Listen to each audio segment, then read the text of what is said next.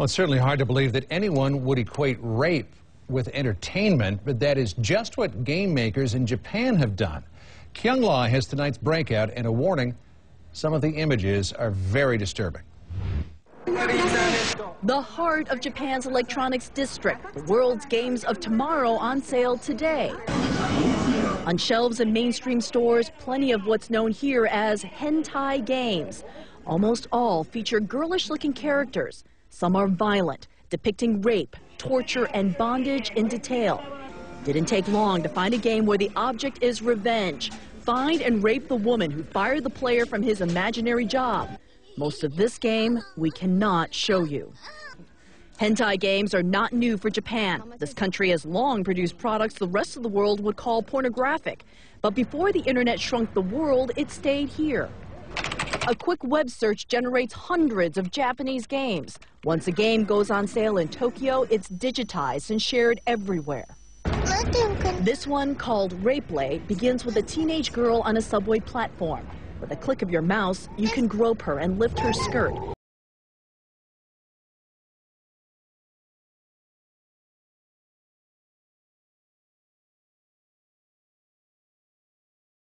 Players can corner the women to rape them again and again, and it goes on from there.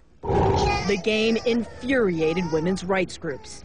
These sort of games that normalize extreme sexual violence against women and girls have really no place in our communities. International outrage led the Japanese developer to pull the Rapeplay game from stores last year. But that didn't stop its spread. In fact, the controversy took it viral. That's how Lucy Kibble and Jim Gardner in England heard about and downloaded the game, as they told me over Skype.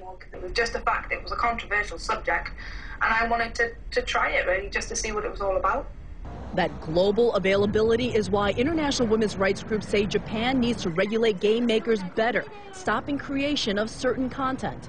What we are calling for, though, is that the Japanese government ban all games that promote and simulate sexual violence, sexual torture, stalking, and rape against women and girls, and there are plenty of games like that. How sensitive is Japan to this issue? Despite weeks of repeated calls to the government, not a single government official would speak to CNN on camera. They wouldn't even make a statement on paper. Over the phone, one official who would not allow us to use her name said that the government realizes these games are a problem, and it is checking to see whether self-policing by the gaming industry is enough. Sexual images are subject to censorship in Japan. For example, in the Rapeplay game, genitalia are obscured.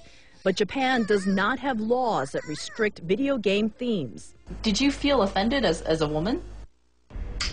No, not at all. Lucy and Jim point out it is easy to find shoot-'em-up games, which no one seems to worry about. It's escapism. That's why people play it. So the idea of banning it or telling people what they can and can't do just because on the off chance some kid might get involved in it is just ridiculous. But women's rights groups say the interactive games step closer and closer to reality, and no one should play a game where the only way to win is to rape. Kyungla, CNN, Tokyo. Escapism? Really?